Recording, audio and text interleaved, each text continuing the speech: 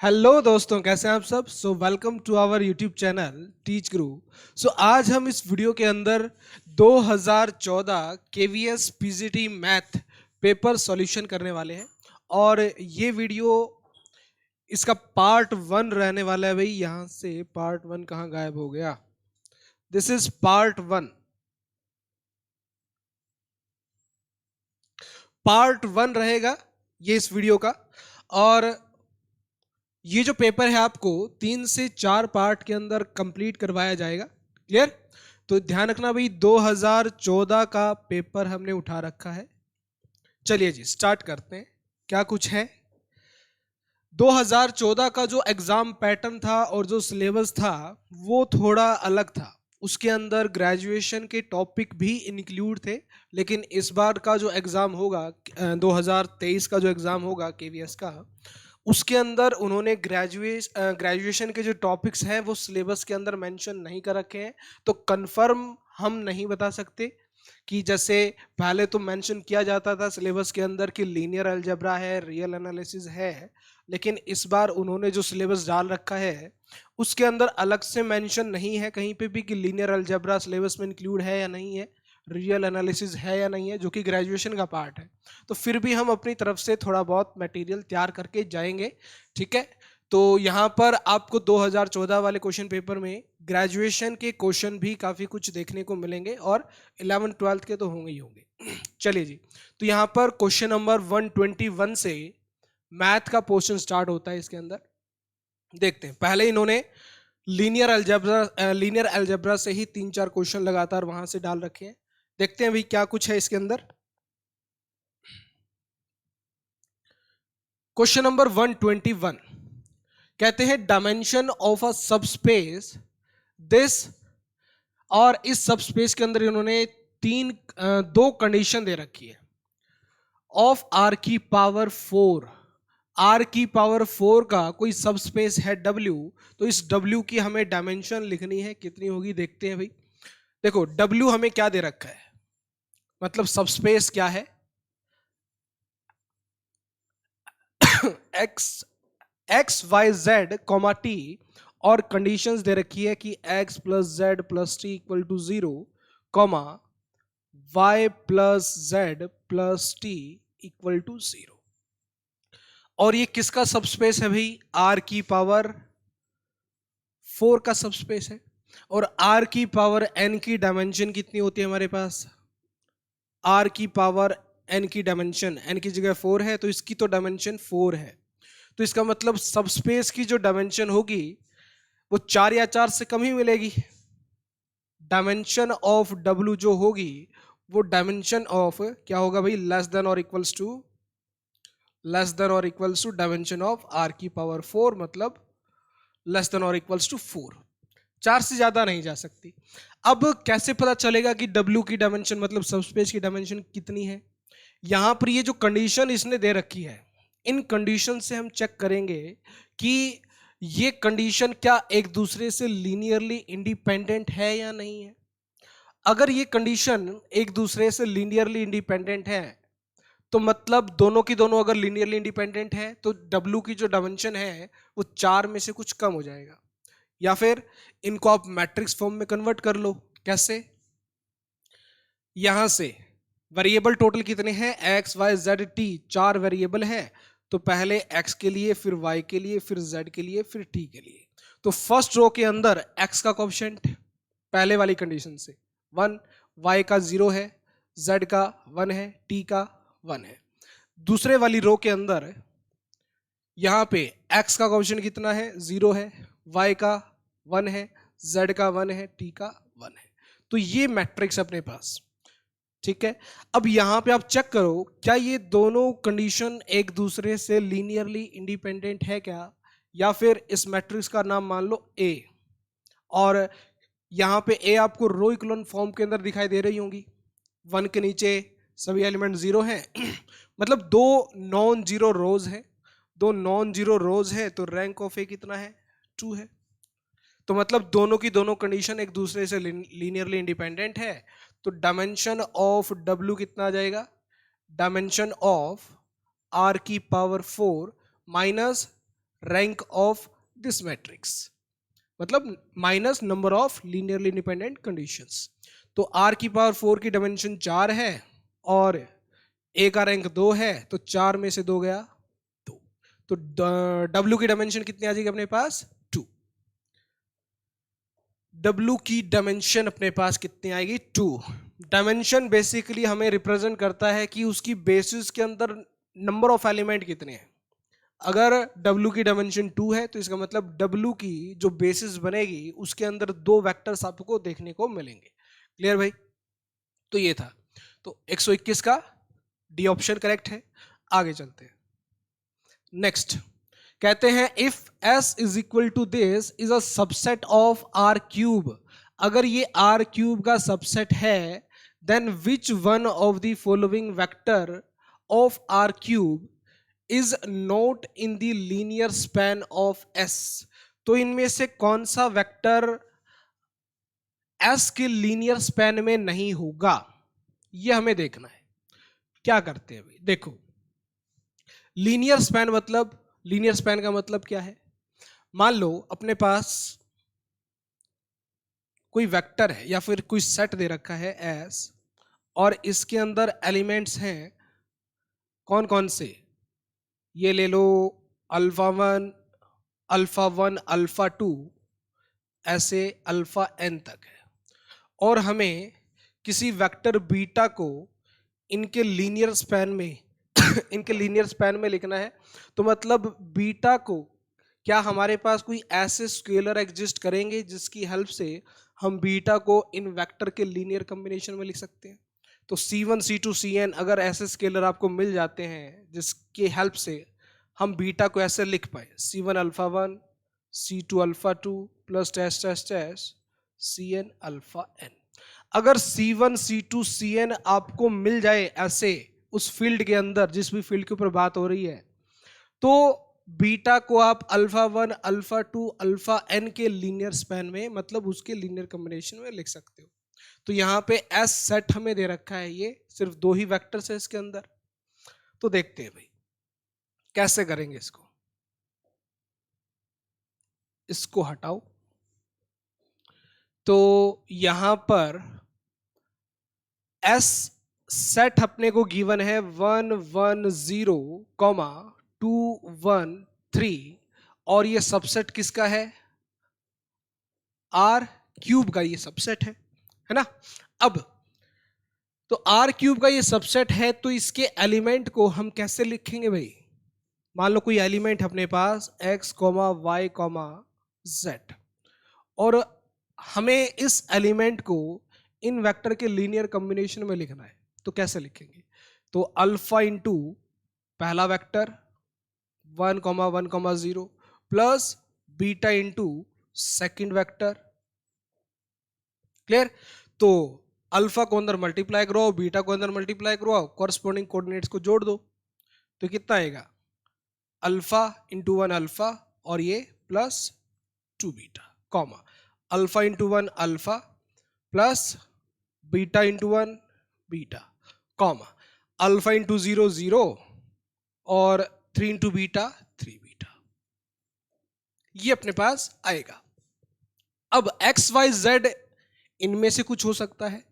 पहले केस के अंदर हम क्या करते हैं, फर्स्ट केस के अंदर ए ऑप्शन के अंदर पहले वेक्टर है ये 0 0 0। क्या 0 0 0 इसके इक्वल हो सकता है क्या? अगर इक्वल है तो क्या होगा, कॉरस्पॉन्डिंग कोऑर्डिनेट्स इक्वल हो जाएंगे। देखो 0 को अगर इसके इक्वल लिखोगे तो कॉरस्पॉन्डिंग कोऑर्डिनेट क्या होंगे, इक्वल होंगे। तो यहां से alpha plus 2 beta equal to 0, alpha plus beta equal to 0 और 3 बीटा इक्वल टू 0। तो क्या यहां से अल्फा बीटा की वैल्यू निकाल सकते हैं क्या? अभी देखते हैं। तो यहां से बीटा कितना आएगा, बीटा 0 आ जाएगा। यहां से बीटा को 0 पुट करोगे अल्फा 0 आ जाएगा।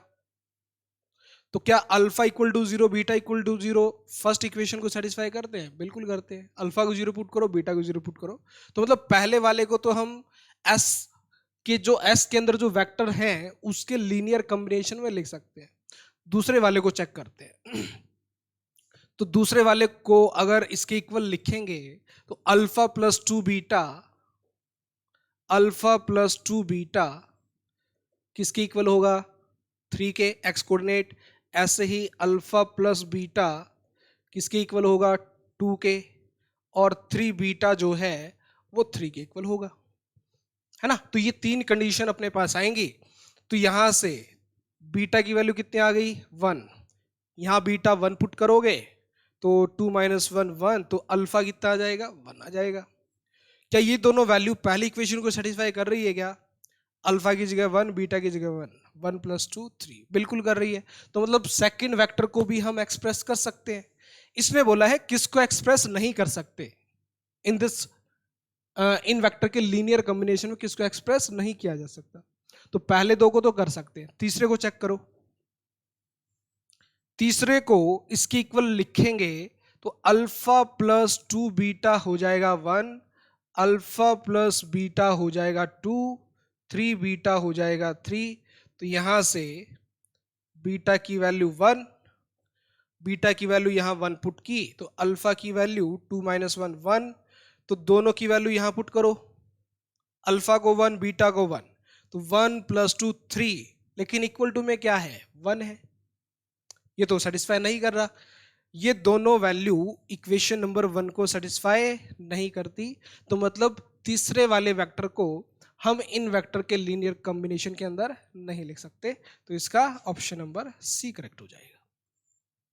देखो समझाने के अंदर टाइम लग रहा है, लेकिन जब आप खुद से इस क्वेश्चन को अटेम्प्ट करोगे ना, तो वहां पे आप ये चीज तो लिखोगे नहीं, वहां पे डायरेक्ट आप ये वेक्टर ये लिखोगे, ये vector alpha plus 2 beta comma alpha plus beta comma 3 beta, और बाय ऑप्शन हर एक वेक्टर को इसके साथ इक्वेट करके देखोगे ये, और इन तीनों कंडीशन को सेटिस्फाई करके देखोगे। जो सेटिस्फाई कर जाए तीनों, अगर तीनों कंडीशन सेटिस्फाई हो रही है तो मतलब उसको एक्सप्रेस कर सकते हैं। और अगर किसी भी एक इक्वेशन में प्रॉब्लम आ गई तो मतलब उस गिवन वेक्टर को इन वेक्टर के लीनियर कॉम्बिनेशन में एक्सप्रेस नहीं किया जा सकता। बात समझ रहे हो ना। तो इस तरीके से आपको चेक करना है। आगे चलते हैं। नेक्स्ट 123 में क्या है, एक सेट अपने को गिवन है e की पावर 2x कॉमा e की पावर 3x, और कहते हैं for x belongs to r, x जो है ये r से बिलोंग करता है, ठीक बात है। अब देखो लीनियरली इंडिपेंडेंट हमें चेक करना है। किसी सेट को लीनियरली इंडिपेंडेंट सेट या फिर लीनियरली डिपेंडेंट सेट कब बोलते हैं, देख लो एक बार वो भी। मान लो कोई सेट है अपने पास S, और इसके अंदर कुछ वेक्टर्स हैं x1 vector comma x2 vector up to xn vector. तो इन n वेक्टर्स को या फिर इस S सेट को हम लीनियरली इंडिपेंडेंट सेट कहेंगे कब, अगर हम इन वेक्टर्स की हेल्प से जीरो को एक यूनिक तरीके से एक्सप्रेस कर सकते हैं। यूनिक तरीके से मतलब अगर हम इन वेक्टर का लीनियर कॉम्बिनेशन इक्वल टू 0 लेके चलते हैं, alpha 1 into x1 plus alpha 2 into x2 plus dash dash dash plus alpha n into xn equal to 0 vector, यहाँ पे 0 वेक्टर है ना। अगर इन n वेक्टर का लीनियर कॉम्बिनेशन इक्वल टू 0 है और यहां से सारे के सारे scalar alpha 1 alpha 2 alpha n क्या है, स्केलर्स, और अगर यहां से सभी स्केलर्स की वैल्यू इक्वल टू 0 आ जाती है, और इस लीनियर कॉम्बिनेशन से अगर सभी स्केलर की वैल्यू इक्वल टू 0 आ जाती है, तब हम इन n वेक्टर्स को लीनियरली इंडिपेंडेंट वेक्टर्स बोलेंगे। और जिस सेट के ये मेंबर है उस सेट को हम लीनियरली इंडिपेंडेंट सेट बोलेंगे। ये लीनियरली इंडिपेंडेंट सेट की डेफिनेशन होती है। और डिपेंडेंट में क्या हो जाता है, लीनियर कॉम्बिनेशन अगर इक्वल टू 0 है तो वहां पर आपको कम से कम एक स्केलर ऐसा मिलता है जो कि नॉन जीरो हो, कम से कम एक स्केलर, है ना। लेकिन यहां पे देखो अपने को इतना काम करने की जरूरत पड़ेगी नहीं। क्यों क्यों, क्योंकि एक्सपोनेंशियल फंक्शन टाइप से दे रखे हैं, एक की पावर 2x है और एक की पावर 3x है। देखो अगर किसी सेट के अंदर दो वेक्टर है अल्फा कॉमा बीटा, कोई दो वेक्टर है, तो उन दो वेक्टर को हम लीनियरली डिपेंडेंट कब बोलते हैं? जब एक वेक्टर को हम दूसरे का स्केलर मल्टीपल लिख पाए।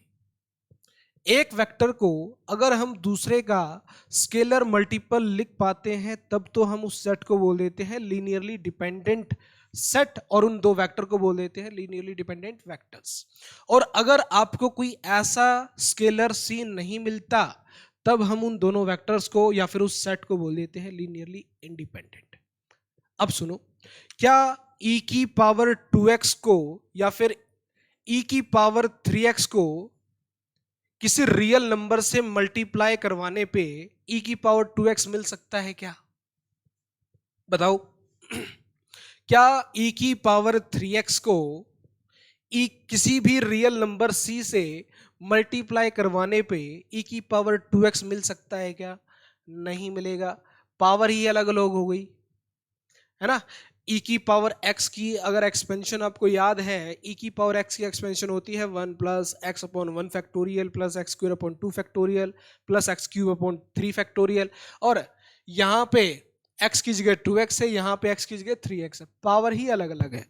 तो ऐसा कोई भी सॉरी ऐसा कोई भी स्केलर आपको नहीं मिलने वाला यहाँ पर जिसके लिए ये दोनों इक्वल हो जाए, e की power 2x is equal to c into e की पावर 3x इक्वल हो जाए, नहीं मिलेगा। कोई भी ऐसा रियल c आपको नहीं मिलने वाला। तो इसलिए दोनों के दोनों वेक्टर्स कैसे हैं यहाँ पर, ये लीनियरली इंडिपेंडेंट वेक्टर्स होंगे। अब कई स्टूडेंट्स को हो सकता है कि जीरो पे डाउट हो कि x की वैल्यू अगर जीरो है तब जीरो प्रॉब्लम क्रिएट कर सकता है क्या? देखते हैं भाई। देखो, x अगर जीरो है तो ये सेट क्या बन जाएगा? x जीरो तो e की पावर 0 1, यहां पर x जीरो तो e की पावर 0 1, तो 1 को हम सेट के अंदर दो बार तो लिखेंगे नहीं, सिर्फ यही बनेगा सेट, दोनों वेक्टर सेम हो जाएंगे 1, है ना। लेकिन लीनियरली इंडिपेंडेंट वेक्टर के अंदर आपने एक रिजल्ट पढ़ा होगा कि non zero singleton set, non zero singleton set is always linearly independent. अगर किसी सेट के अंदर सिर्फ एक वेक्टर है और वो वेक्टर नॉन जीरो है तो वो सेट आपको हमेशा लीनियरली इंडिपेंडेंट ही मिलेगा। Non zero singleton set is always linearly independent. तो R चाहे जीरो हो या फिर नॉन जीरो रियल नंबर हो, ये सेट हमेशा कैसा आने वाला है? Linearly independent. तो this set is linearly independent over R। क्या हो जाएगा? ये सेट लीनियरली इंडिपेंडेंट हो जाएगा ओवर R। क्लियर? चले आगे। नेक्स्ट 124, ये भी लीनियर अलजेब्रा से ही क्वेश्चन है। देखो भाई, इस बार का जो एग्जाम होने वाला है यहां पर मेंशन नहीं कर रखा कि लीनियर अलजेब्रा है या नहीं है, सिलेबस के अंदर तो मेंशन नहीं है, तो आप मान के चल सकते हो कि एग्जाम के अंदर भी लीनियर अलजेब्रा से क्वेश्चन नहीं पूछने वाले, है ना। वेक्टर स्पेस से तो नहीं पूछने वाले, मैट्रिक्स तो आप 11th-12th में पढ़ते ही हो, तो मैट्रिक्स से क्वेश्चन जरूर पूछ सकते हैं, रैंक के ऊपर, ट्रेस के ऊपर, है ना, आइगन वैल्यूज के ऊपर पूछ सकते हैं भाई थोड़ा सा। लेकिन वेक्टर स्पेस के ऊपर क्वेश्चन पूछने के चांसेस कम है। देखो क्या करेंगे इस क्वेश्चन के अंदर, टी एक लीनियर ट्रांसफॉर्मेशन है और पहला सेट आर क्यूब है, दूसरा स्पेस है आर की पावर 2 आर स्क्वायर है। चलो, ये लीनियर ट्रांसफॉर्मेशन है, डिफाइंड कैसे है भाई? x, y, z की इमेज बनती है x plus y, x minus z, ये बनता है। और हमें क्या बताना है? Dimension of null space. अच्छा जी, then the dimension of null space is, null space, देखो नल स्पेस की डायमेंशन बताने से पहले हमें ये तो पता होना चाहिए ना कि नल स्पेस होता क्या है। देखो, नल स्पेस को हम डिनोट करते हैं एनटी से, यही बात है। नल स्पेस के अंदर डोमेन, नल स्पेस के अंदर डोमेन के, नल स्पेस का, इसको देखो, एक तो इसको बोलते हैं नल स्पेस और एक दूसरा नाम है इसका kernel of T. Null space को कर्नल ऑफ टी भी बोल देते हैं, है ना। तो इसके अंदर डोमेन के मतलब आर क्यूब है तो x comma y comma z type के एलिमेंट आएंगे। डोमेन के वो एलिमेंट आएंगे जिनकी इमेज अंडर टी क्या बने, जिनकी image under T zero vector आए। आर स्क्वेयर के अंदर जीरो वेक्टर को कैसे लिखोगे, 0,0, यही मतलब है। इमेज जो बनेगी वो आर स्क्वेयर के अंदर बनेगी ना। तो पहले सेट आर क्यूब के वो वेक्टर्स नल स्पेस के अंदर आते हैं जिनकी इमेज क्या बनती है भाई, दूसरे वेक्टर की या फिर दूसरे कोडोमेन का नल वेक्टर आए या जीरो वेक्टर आए तो वो सभी डोमेन के एलिमेंट नल स्पेस के अंदर आएंगे। अब कंडीशन ये है अपने पास, तो यहां से देखते हैं क्या बनेगा। टी एक्स वाई जेड को क्या लिखेंगे भाई, x plus y comma x minus z. तो मतलब x plus y comma x minus z जो है ये 0,0 के इक्वल है, यही बात है। अब क्या करो, तो यहां से x plus y equal to 0 आ गया और x minus z equal to 0 आ गया, ये है। तो क्या करते हैं, चेक करो क्या ये दोनों कंडीशन, क्या ये दोनों कंडीशन एक दूसरे से लीनियरली इंडिपेंडेंट है क्या, क्या दोनों कंडीशन एक दूसरे से लीनियरली इंडिपेंडेंट है क्या। तो कैसे करें भाई इसको, तो आर स्क्वेयर है ना, ये एक्स वाई जेड तीन वेरिएबल है। तो हमने क्या किया, एक मैट्रिक्स बनाई, पहले एक्स का लिखेंगे फिर वाई का लिखेंगे फिर जेड का लिखेंगे। फर्स्ट कंडीशन के अंदर एक्स का कोएफिशिएंट 1, वाई का कोएफिशिएंट 1, जेड का यहाँ 0 है तो 0 लिख दिया। सेकंड कंडीशन के अंदर एक्स का कोएफिशिएंट 1, जेड का कोएफिशिएंट -1, वाई का 0 है। ये मैट्रिक्स अपने पास आ गई। इसको रो इक्लोन फॉर्म में कन्वर्ट करने के लिए R2 माइनस R1 करो, 1 माइनस 1 0, 0 माइनस 1 0 माइनस 1 -1 हो जाएगा और -1 माइनस 0 -1। तो ये अपने पास आ रहा है। तो इसका रैंक 2 है ना, लीनियरली दोनों के दोनों नॉन जीरो रोज हैं, रो इक्लोन फॉर्म है। तो दोनों कंडीशन एक दूसरे से लीनियरली इंडिपेंडेंट हैं। तो इसका मतलब नल स्पेस का जो यहां पर डायमेंशन आने वाला है वो कितना आएगा, नल स्पेस का डायमेंशन आएगा अपने पास, नल स्पेस का डायमेंशन, नल स्पेस सबसेट होता है अपने पास डोमेन का, डोमेन है आर क्यूब। तो नल स्पेस का डायमेंशन कितना, 3 माइनस 2 लीनियरली इंडिपेंडेंट कंडीशन है तो 3 माइनस 2 1। नल स्पेस किसका सबसेट होता है भाई, डोमेन। डोमेन क्या है, आर क्यूब। आर क्यूब की डायमेंशन 3 है और यहां पर 2 लीनियरली इंडिपेंडेंट कंडीशन है तो 3 माइनस 2 1। तो नल स्पेस की डायमेंशन कितनी होगी, 1 होगी। तो ऑप्शन नंबर फर्स्ट इसका करेक्ट है। नल लीनियर अलजेब्रा के अगर क्वेश्चन आपको करने हैं तो आपके सारे कंसेप्ट अच्छे होने चाहिए। नल स्पेस क्या है, डायमेंशन कैसे निकालते हैं, रैंक क्या होती है, रो इक्लोन फॉर्म क्या है, लीनियर ट्रांसफॉर्मेशन से हम मैट्रिक्स कैसे बनाते हैं, ये सारी चीज़ें आपको पता होनी चाहिए भाई अच्छे से, तभी आप लीनियर अलजेब्रा के क्वेश्चन कर पाओगे अदरवाइज अटक जाएगा क्वेश्चन आपका। चलिए जी आगे देखते हैं। Let T is equal, T एक लीनियर ट्रांसफॉर्मेशन अपने को गिवन है, आर स्क्वेयर से लेके आर क्यूब तक है, ये लीनियर ट्रांसफॉर्मेशन है। और कैसे दे रखी है भाई, एक्स कॉमा वाई की इमेज अपने पास है x plus y comma x minus y comma y. Then rank of T, देखो रैंक ऑफ टी क्या होती है, किसी भी लीनियर ट्रांसफॉर्मेशन की रैंक अगर निकालनी है तो क्या करो, dimension of range space, dimension of क्या कर दो, डायमेंशन ऑफ आर टी या फिर dimension of T of R square निकाल दो। मतलब रेंज स्पेस की जो डायमेंशन होगी, रेंज स्पेस की जो डायमेंशन होगी, वही rank of that linear transformation होगी। एक तो होता है रैंक और एक होता है nullity. Rank nullity nullity of T, nullity of T होता है डायमेंशन ऑफ नल स्पेस।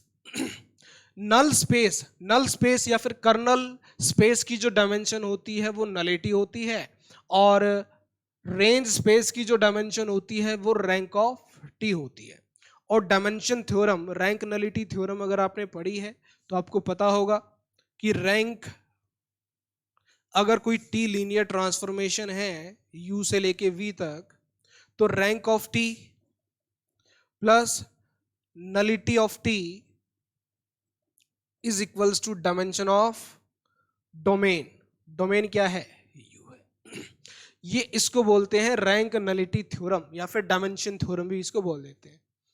तो टी अगर कोई लीनियर ट्रांसफॉर्मेशन है यू से लेके वी तक, तो rank of T plus nullity of T किसके इक्वल होता है? डायमेंशन ऑफ यू के इक्वल। तो यहां पे देखो हम क्या करेंगे, हमने अगर नलिटी निकाल दी, नलिटी मतलब नल स्पेस की डायमेंशन अगर हमने फाइंड आउट कर ली, और u की जगह यहां पे आर स्क्वायर है, आर स्क्वायर की डायमेंशन 2 है पता है, तो रैंक ऑफ टी हम निकाल सकते हैं, है ना। तो देखो क्या करने वाला हूं मैं, नलिटी निकालने वाला हूं यहां पे मैं। नलिटी के लिए पहले तो मैंने लिखा नल स्पेस। नल स्पेस के अंदर डोमेन के वो एलिमेंट आएंगे जिनकी image equal to 0। R cube का 0 वेक्टर 0,0,0 कुछ इस तरह का होगा। T of x comma y को कैसे लिखेंगे? X plus y comma x minus y comma y किसके इक्वल है? 0,0,0। कंपेयर करो तो x plus y equal to 0, x minus y equal to 0 और y इक्वल टू 0। y की वैल्यू तो आ ही गई 0, y की वैल्यू ऊपर पुट करो, x की वैल्यू कितनी? x की वैल्यू भी 0, तो x भी 0 आ गया और y भी 0 आ गया।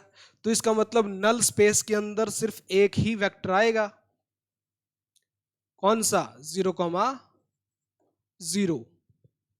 नल स्पेस के अंदर डोमेन का सिर्फ एक ही वेक्टर आएगा, आर स्क्वायर का सिर्फ एक ही वेक्टर आएगा 0,0। और सिंगलटन 0 अगर कोई सेट है, सिंगलटन 0, तो इसकी डायमेंशन कितनी होगी? डायमेंशन मतलब इसकी बेसिस के अंदर कितने एलिमेंट आएंगे। इसकी तो कोई बेसिस बनेगी नहीं, बेसिस बनेगी नहीं तो इसकी बेसिस के अंदर कितने एलिमेंट आएंगे? 0 आएंगे। तो इसकी डायमेंशन, तो नल स्पेस क्योंकि यहां पे 0 वेक्टर के इक्वल है, तो dimension of null space N T कितना आ जाएगा? 0 आ जाएगा। डायमेंशन ऑफ एन टी अगर 0 है मतलब नलिटी 0 है, नलिटी 0 है, और u की जगह कितना है? डायमेंशन ऑफ आर स्क्वायर कितनी है? 2 है। तो रैंक ऑफ टी कितनी आ जाएगी? रैंक ऑफ टी 2 के इक्वल। तो रैंक ऑफ टी अपने पास आएगी 2। क्लियर? रैंक ऑफ टी अपने पास 2, ऑप्शन नंबर बी इसका करेक्ट है। क्लियर? चलिए जी आगे चलते हैं। नेक्स्ट 126 नंबर क्वेश्चन, यहां से कुछ, हाँ 12th के क्वेश्चन आई थिंक यहां से स्टार्ट हो रहे हैं। कुछ कहते हैं कि A and B symmetric matrices है, मतलब ए का ट्रांसपोज ए के इक्वल है एंड बी का ट्रांसपोज भी बी के इक्वल है, ऑफ सेम ऑर्डर, दोनों के दोनों सेम ऑर्डर के हैं। तो A B transpose minus B A transpose क्या होगा? A B transpose minus B A transpose. Symmetric, null matrix, skew symmetric या नन ऑफ दिस। तो सिमेट्रिक स्क्यू सिमेट्रिक अगर चेक करना है तो क्या करें भाई? या फिर हम यहां से चलो इसका ट्रांसपोज लेके देखते हैं क्या बनता है। बी ट्रांसपोज बी, हाँ जी, तो इसका ट्रांसपोज हमने लिया तो ए प्लस बी का transpose A transpose plus B transpose, तो पहले वाले का transpose minus B A transpose का ट्रांसपोज। अब प्रोडक्ट के अंदर ट्रांसपोज हमेशा बैक साइड से ओपन होगा, तो बी ट्रांसपोज का ट्रांसपोज इंटू ए ट्रांसपोज, यहां पे ए ट्रांसपोज का ट्रांसपोज इंटू बी ट्रांसपोज। अब ट्रांसपोज का ट्रांसपोज करोगे तो वही मैट्रिक्स आ जाएगी, तो B into A transpose minus transpose का ट्रांसपोज ए आ जाएगा into B transpose. Given matrix के अंदर ए बी ट्रांसपोज पहले है, बी ए ट्रांसपोज बाद में है, तो माइनस कॉमन ले लिया, तो ये पहले आ जाएगा A B transpose minus B A transpose. Clear? तो गिवन मैट्रिक्स का हमने ट्रांसपोज लिया और उसके नेगेटिव के इक्वल आ गया, तो इसका मतलब ये जो मैट्रिक्स है A B transpose minus B A transpose, ये कैसी मैट्रिक्स है? Skew symmetric matrix, skew symmetric matrix. Clear? कौन सा ऑप्शन करेक्ट होगा? Skew symmetric, option C is correct. Next कहते हैं इफ ए आपके पास कोई स्क्यू सिमेट्रिक मैट्रिक्स है, मतलब ए का ट्रांसपोज माइनस ए के इक्वल है, then A square is what? Null matrix, unitary matrix, skew symmetric, symmetric. फिर से सिमेट्रिक स्क्यू सिमेट्रिक आ रहा है। स्क्यू सिमेट्रिक गिवन है और ए स्क्वायर को पूछ रहे हैं कि ए स्क्वायर क्या होगा। सिमेट्रिक स्क्यू सिमेट्रिक चेक करना है तो इसका लो ट्रांसपोज। अब ए की पावर एन का ट्रांसपोज होता है ए ट्रांसपोज की पावर एन के इक्वल। तो यहां पे मैंने क्या किया, पावर को बाहर भेज दिया और ट्रांसपोज को अंदर ले आया। ए ट्रांसपोज किसके इक्वल? माइनस ए के इक्वल, तो माइनस ए का स्क्वायर, माइनस वन का स्क्वायर करोगे तो प्लस वन और इंटू ए स्क्वायर, तो ए स्क्वायर का ट्रांसपोज ए स्क्वायर के ही इक्वल आ गया, तो इसका मतलब ए स्क्वायर कैसी मैट्रिक्स है? सिमेट्रिक। कैसी मैट्रिक्स है भाई? Symmetric. Option D is correct, D option इसका करेक्ट है। नेक्स्ट 128 में आर एक मैट्रिक्स दे रखी है 3x3 ऑर्डर की, और हमसे कहते हैं कि आर इनवर्स की जो टॉप रो होगी उसके एलिमेंट बताओ, मतलब टॉप रो लिखनी है आर इनवर्स की। अब देखो मैट्रिक्स हमें कैसी दे रखी है, आर मैट्रिक्स एक दे रखी है 1 0 -1 2 1 -1 2 3 2। क्लियर? अब एक बार डिटर्मिनेंट निकाल लेते हैं इसका। आर इनवर्स का फार्मूला यही होता है ना, R inverse is equals to, R inverse is equals to 1 by determinant of R into adjoint of R. देखो कंप्लीट आर इनवर्स निकालने गए तो काफी टाइम लग जाएगा, लेकिन अपने पास इतना टाइम नहीं है, तो एक शॉर्टकट तरीके से आर इनवर्स हम फाइंड आउट करेंगे। बेसिकली वो शॉर्टकट जो है वो एडजॉइंट निकालने का शॉर्टकट है। एडजॉइंट आ गया तो आर इनवर्स तो आ ही जाएगा। तो डिटर्मिनेंट कितना आ रहा है भाई, पहले निकाल लेते हैं। तो डिटर्मिनेंट R1 से एक्सपेंड करो 1 इंटू, तो 2 माइनस माइनस प्लस 2 + 3 5, 0 के अलॉन्ग छोड़ दो, -1 इंटू 3 दूनी 6 और 6 + 2 8, तो कितना आ गया ये? ठीक निकाला गया। 1 0 -1 2 1 2 1 -1 2 3 2, तो 1 के along 2 minus minus plus 2 + 3 5, okay 0 -1 into ये छोड़ दिया, ये छोड़ दिया, 2 इंटू 3 6, 1 मिनट भाई माइनस होगा ना, 2 इंटू 3 6 माइनस 2 इंटू 1 2, तो 6 में से 2 गया 4, 5 में 4 गया 1, तो डिटर्मिनेंट ऑफ आर तो अपने पास आ रहा है 1। तो R determinant of R 1 put करोगे तो आर इनवर्स की वैल्यू जो है वो एडजॉइंट ऑफ आर के इक्वल ही आने वाली है। तो एडजॉइंट निकाल देते हैं, कंप्लीट निकालने की जरूरत नहीं है, सिर्फ फर्स्ट रो चाहिए। देखो एडजॉइंट 3x3 ऑर्डर की मैट्रिक्स का अगर एडजॉइंट निकालना है तो फटाफट से कैसे निकाल सकते हैं। देखो ये जो एलिमेंट है इनको एज इट इज यहां लिखो एक बार, 1 0 -1 2 1 -1 2 3 2।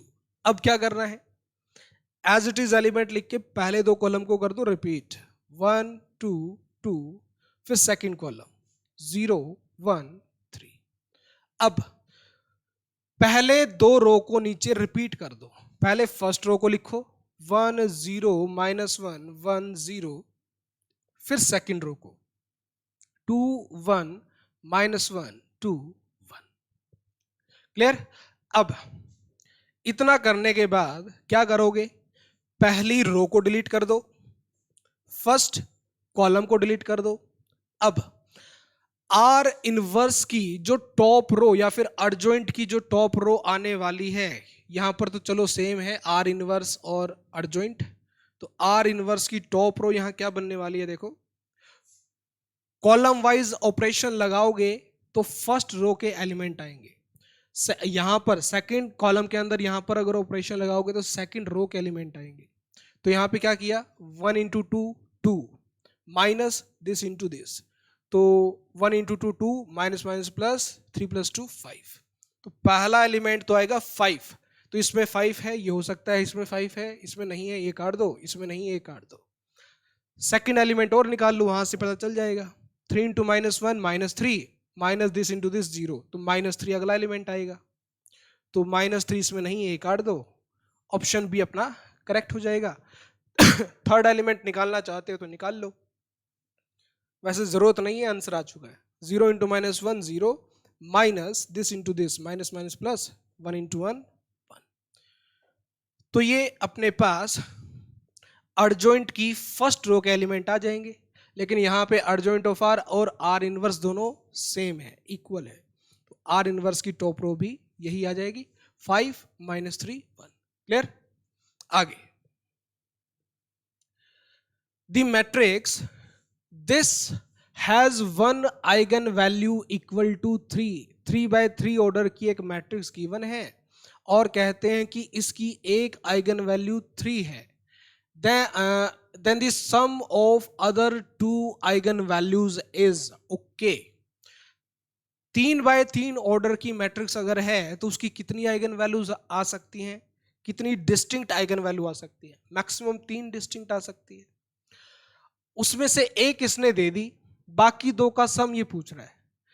एक रिजल्ट होता है ट्रेस के ऊपर बेस्ड कि डायगोनल 3 बाय 3 ऑर्डर की अगर मैट्रिक्स है या फिर कोई भी स्क्वायर मैट्रिक्स आपके पास है, स्क्वायर मैट्रिक्स के डायगोनल एंट्रीज का सम किसके इक्वल होता है, sum of all the eigen values of that matrix.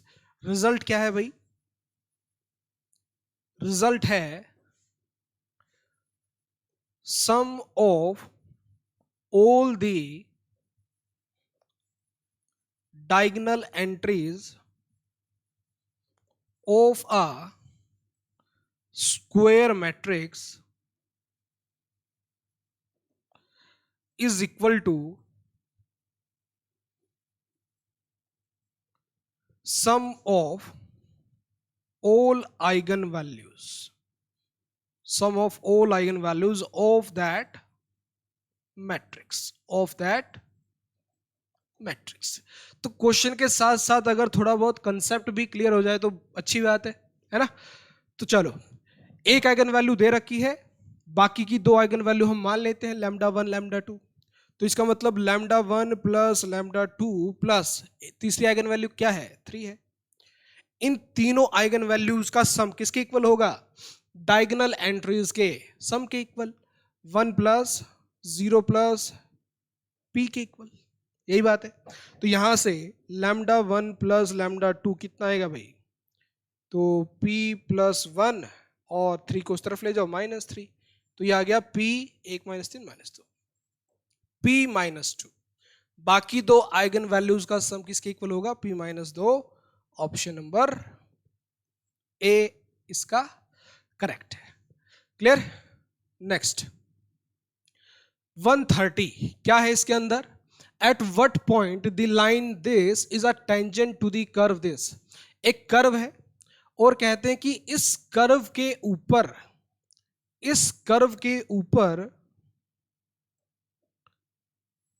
किस पॉइंट पर ये टेंजेंट बनेगा। इस कर्व के ऊपर किस पॉइंट पर ये लाइन टेंजेंट बनने वाली है। लाइन की इक्वेशन क्या है, मतलब ये टेंजेंट की इक्वेशन क्या है, y is equal to x plus one, और कर्व की इक्वेशन क्या है, Y square equal to 4x। ये पॉइंट अपने को निकालना है। मान लेते हैं कि ये जो पॉइंट है ये क्या है, x कोमा वाई है। कैसे निकाले भाई? कर्व की इक्वेशन से हम स्लोप ऑफ टेंजेंट निकाल सकते हैं क्या, at point x comma y? बिल्कुल।